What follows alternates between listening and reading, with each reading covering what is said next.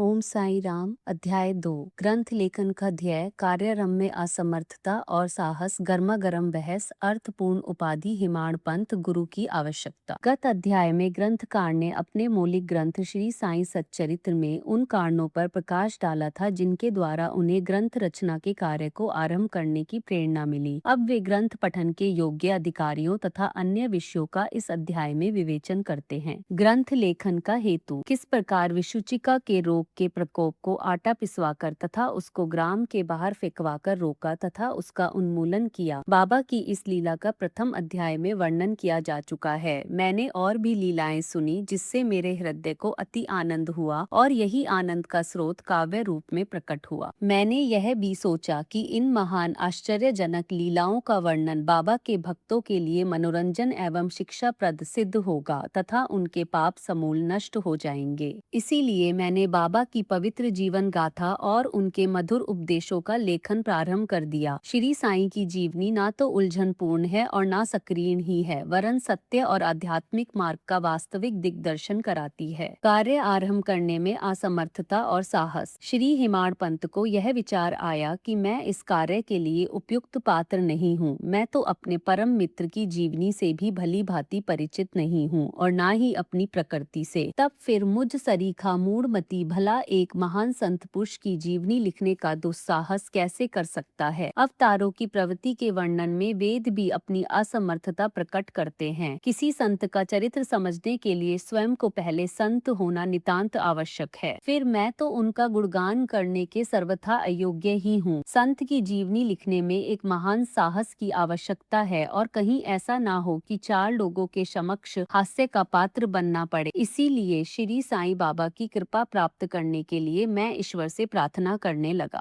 महाराष्ट्र के संत श्रेष्ठ श्री ज्ञानेश्वर महाराज का कथन है कि संत चरित्र के रचयिता से परमात्मा अति प्रसन्न होता है। तुलसीदास जी ने भी कहा है कि साधु चरित्र शुभ सरिस कपासु, निरस विशद गुण में फल जासु, जो सही दुख पर छिद्र दुरावा, वंदनीय जेहि जग जस पावा। भक्तों को भी संतों की सेवा करने की इच्छा बनी रहती है। संतों की कार्य पूर्ण करा लेने की प्रणाली भी विचित्र ही है। यथार्थ प्रेरणा तो संत ही किया करते हैं, भक्त तो निमित्त मात्र या कहिए कि कार्य पूर्ति के लिए एक यंत्र मात्र है। उदाहरणार्थ शक संपत 1700 में कवि महीपति को संत चरित्र लेखन की प्रेरणा हुई। ईश्वर ने संतों में अतः प्रेरणा पैदा की और कार्य पूर्ण हो गया। इसी प्रकार शक संपत 1800 में श्री दास गणु की सेवा स्वीकार हुई। महीपति ने 4 काव्य रचे, भक्त विजय, संत विजय, भक्त लीलामृत और संत लीलामृत, और दास गणु ने केवल 2, भक्त लीलामृत और संत कथामृत, जिसमें आधुनिक संतों के चरित्रों का वर्णन है। भक्त लीलामृत के अध्याय 31, 32 और 33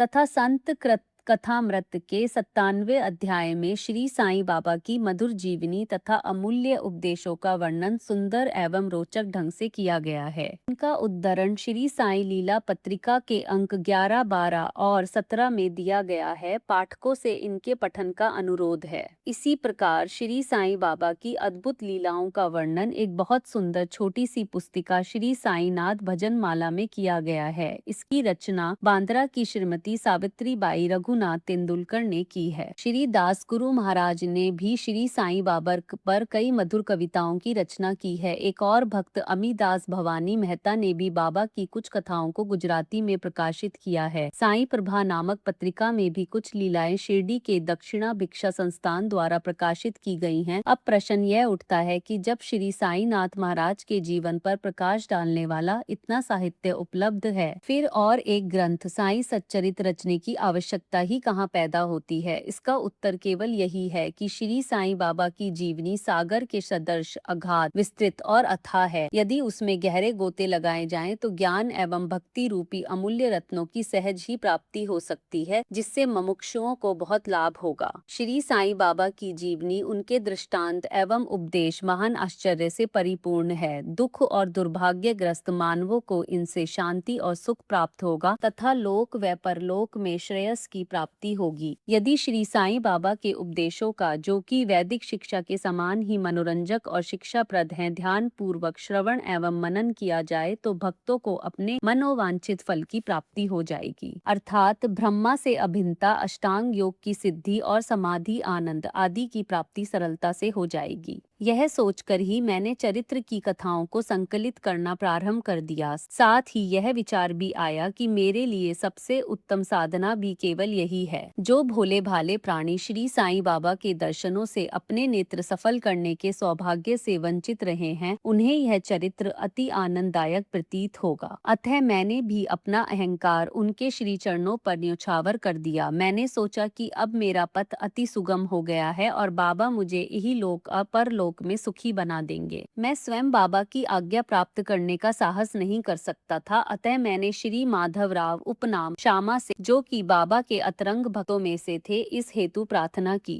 उन्होंने इस कार्य के निमित्त श्री साईं बाबा से विनम्र शब्दों में इस प्रकार प्रार्थना की कि ये अन्ना साहेब आपकी जीवनी लिखने के लिए अतिक उत्सुक हैं, परंतु आप कृपया ऐसा ना कहना कि मैं तो एक फकीर हूँ तथा मेरी जीवनी लिखने की आवश्यकता ही क्या है। आपकी केवल कृपा और अनुमति से ही ये लिख सकेंगे, अथवा आपके श्री चरणों का पुण्य प्रताप ही इस कार्य को सफल बना देगा। आपकी अनुमति तथा आशीर्वाद के अभाव में कोई भी कार्य यशस्वी नहीं हो सकता। यह प्रार्थना सुनकर बाबा को दया आ गई। उन्होंने आश्वासन और उदी देकर अपना वरद हस्त मेरे मस्तक पर रखा और कहने लगे कि इन्हें जीवनी और दृष्टांतों को एकत्रित कर लिपिबद्ध करने दो, मैं इनकी सहायता करूंगा। मैं स्वयं ही अपनी जीवनी लिखकर भक्तों की इच्छा पूर्ण करूंगा, परंतु इनको अपना अहम त्याग कर मेरी शरण में आना चाहिए। जो अपने जीवन में इस प्रकार आचरण करते हैं, उसकी मैं अत्यधिक सहायता करता हूँ। मेरी जीवन कथाओं की बात तो सहज है, मैं तो इन्हें घर बैठे अनेक प्रकार से सहायता पहुँचाता हूँ। जब इनका अहम पूर्णतः नष्ट हो जाएगा और खोजने पर लेश मात्र भी ना मिलेगा, तब मैं इनके अंतःकरण में प्रकट होकर स्वयं ही अपनी जीवनी लिखूंगा। मेरे चरित्र और उपदेशों के श्रवण मात्र से ही भक्तों के हृदय में श्रद्धा जागृत होकर सरलता पूर्वक आत्मानुभूति एवं परमानंद की प्राप्ति हो जाएगी। ग्रंथ में अपने मत का प्रतिपादन और दूसरों का खंडन तथा अन्य किसी विषय के पक्ष या विपक्ष में व्यर्थ के वाद विवाद की कुचेष्टा नहीं होनी चाहिए। अर्थपूर्ण उपाधि हिमाड़ पंत। वाद विवाद शब्द से हमको स्मरण हो आया कि मैंने पाठकों को वचन दिया है कि हिमाड़ पंत उपाधि किस प्रकार प्राप्त हुई, इसका वर्णन करूंगा। अब मैं उसका वर्णन करता हूँ।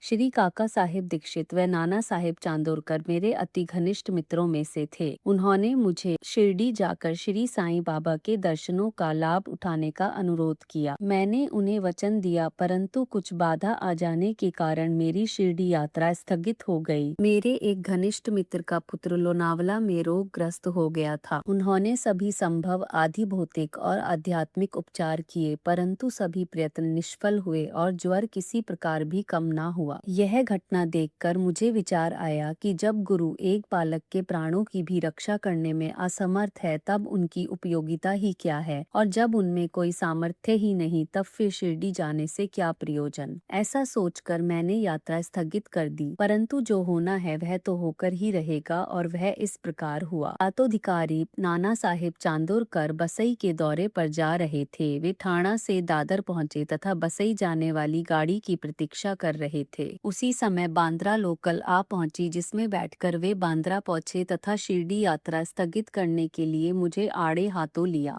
नाना साहेब का तर्क मुझे उचित तथा सुखदायी प्रतीत हुआ और इसके फलस्वरूप मैंने उसी रात्रि शिरडी जाने का निश्चय किया और सामान बांधकर शिरडी को प्रस्थान कर दिया। मैंने सीधे दादर जाकर वहां से मनमाड़ की गाड़ी पकड़ने का कार्यक्रम बनाया। इस निश्चय के अनुसार मैंने दादर जाने वाली गाड़ी के डब्बे में प्रवेश किया। गाड़ी छूटने ही वाली थी कि इतने में एक यवन मेरे डब्बे में आया और मेरा सामान देखकर मुझसे मेरा गंतव्य स्थान पूछने लगा। मैंने अपना कार्यक्रम उसे बतला दिया। उसने मुझसे कहा कि मनमाड़ की गाड़ी दादर पर खड़ी नहीं होती, इसीलिए सीधे बौरी बंदर से होकर जाओ। यदि यह एक साधारण सी घटना घटित ना हुई होती तो मैं अपने कार्यक्रम के अनुसार दूसरे दिन शिरडी ना पहुंच सकने के कारण अनेक प्रकार की शंका कुशंकाओं से घिर जाता, परंतु ऐसा घटना ना था। भाग्य ने साथ दिया और दूसरे दिन 9-10 बजे के पूर्व ही मैं शिरडी पहुंच गया। यह सन 1910 की बात है, जब प्रवासी भक्तों के ठहरने के लिए साठेवाड़ा ही एकमात्र स्थान था। तांगे से उतरने पर मैं साईं बाबा के दर्शन के लिए बड़ा लालियत था। उसी समय भक्त प्रवर श्री तात्या साहिब नूलकर मस्जिद से लौटे ही थे। उन्होंने बतलाया कि इस समय श्री साईं बाबा मस्जिद के मोड़ पर ही हैं। अभी केवल उनका प्रारंभिक दर्शन ही कर लो और फिर स्नान आदि से निर्वृत्त होने के पश्चात सुविधा से भेंट करने जाना। यह सुनते ही मैं दौड़ कर गया और बाबा की चरण वंदना की। मेरी प्रसन्नता का परावार ना रहा। मुझे क्या नहीं मिल गया था। मेरा शरीर उल्लसित सा हो गया। क्षुधा और तृषा की सुधि जाती रही। जिस क्षण से उनके भव्य नाशक चरणों का स्पर्श प्राप्त हुआ, मेरे जीवन में एक नूतन आनंद प्रवाह बहने लगा। मैं उनका स्मरण कर उन्हें मानसिक प्रणाम किया करता हूँ। जैसा कि मेरे अनुभव में आया कि साईं के दर्शन में ही यह विशेषता है कि विचार परिवर्तन, सांसारिक भोगों से वैराग्य बढ़ता जाता है। केवल गत जन्मों के अनेक शुभ संस्कार एकत्रित होने पर ही ऐसा दर्शन प्राप्त होना सुलभ हो सकता है। पाठकों, मैं आपसे शपथ पूर्वक कहता हूँ कि यदि आप श्री साईं बाबा को एक दृष्टि भरकर देख लेंगे तो आपको संपूर्ण विश्व ही साईं में दिखलाई पड़ेगा।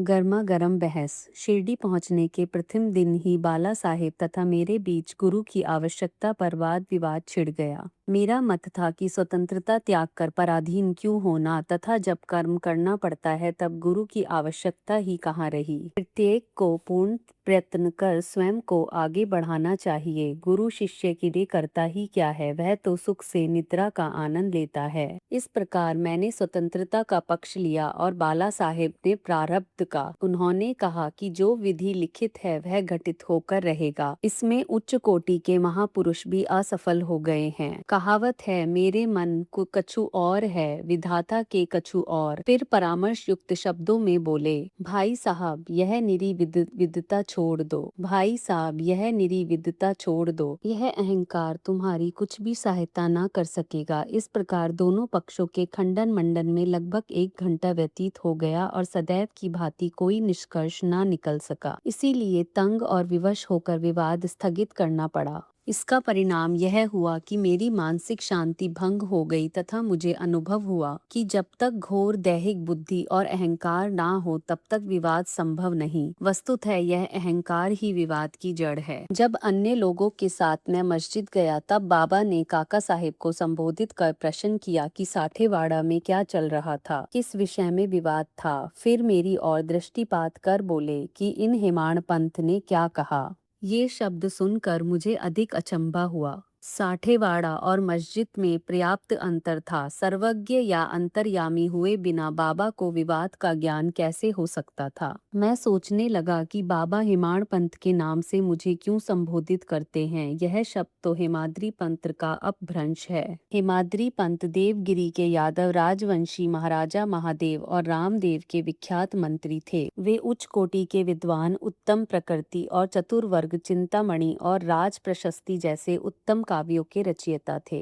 उन्होंने ही हिसाब किताब रखने की नवीन प्रणाली का आविष्कार किया था और बही खाते की पद्धति को जन्म दिया था। और कहाँ, मैं इसके विपरीत एक अज्ञानी मूर्ख और मंदमती हूँ। अतः मेरी समझ में यह ना आ सका कि मुझे इस विशेष उपाधि से विभूषित करने का क्या तात्पर्य है। गहन विचार करने पर मैं इस निष्कर्ष पर पहुंचा कि कहीं मेरे अहंकार को चूर्ण करने के लिए ही तो बाबा ने इस अस्त्र का प्रयोग नहीं किया है, ताकि मैं भविष्य में सदैव के लिए निराभिमानी एवं विनम्र हो जाऊं। अथवा कहीं यह मेरे वाक चातुर्य के उपलक्ष्य में मेरी प्रशंसा तो नहीं है। भविष्य पर दृष्टिपात करने से प्रतीत होता है कि बाबा के द्वारा हेमाड़ पंथ की उपाधि से विभूषित करना कितना अर्थपूर्ण और भविष्य गोचर था। सर्वविदित है कि कालांतर में दाभोलकर ने श्री साईं बाबा संस्थान का प्रबंध कितने सुचारू एवं विद्वतापूर्ण ढंग से किया था। हिसाब किताब कितने उत्तम प्रकार से रखे तथा तथा साथ ही साथ महाकाव्य साई सच्चरित की रचना भी की। इस ग्रंथ में महत्वपूर्ण और आध्यात्मिक विषयों जैसे ज्ञान, भक्ति, वैराग्य, शरणागति व आत्मनिवेदन आदि का समावेश है। गुरु की आवश्यकता। इस विषय में बाबा ने क्या उद्गार प्रकट किए, इस पर हेमाड़ पंथ द्वारा लिखित कोई लेख या स्मृति पत्र प्राप्त नहीं है,